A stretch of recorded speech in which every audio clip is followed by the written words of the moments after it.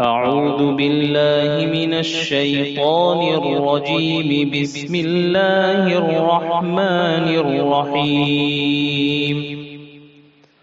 وإذ بوأنا لإبراهيم مكان البيت ألا تشرك بي شيئا وطهر بيتي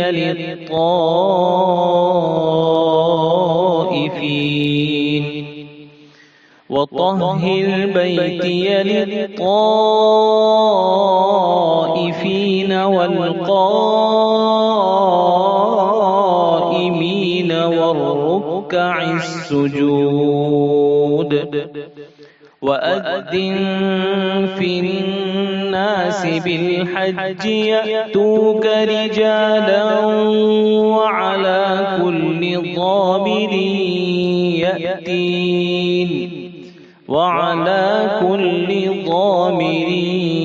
يأتين من كل فج عميق ليشهدوا منافع لهم ويذكروا اسم الله في أيام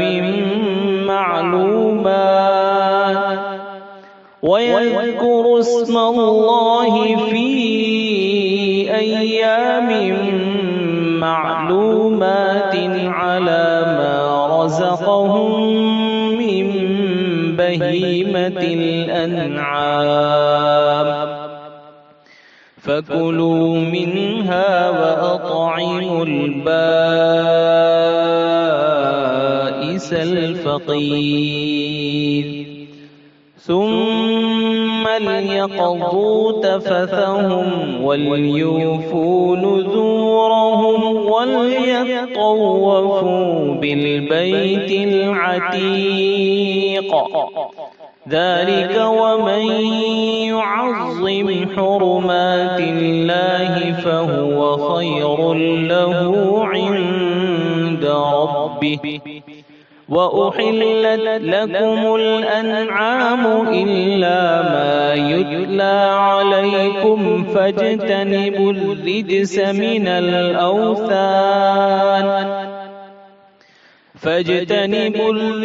من الأوثان واجتنبوا قول الزور.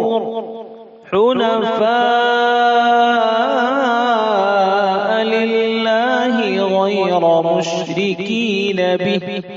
ومن يشرك بالله فكأنما خر من السماء فتخطفه الطير أو تهوي به الريح في مكان سحيق.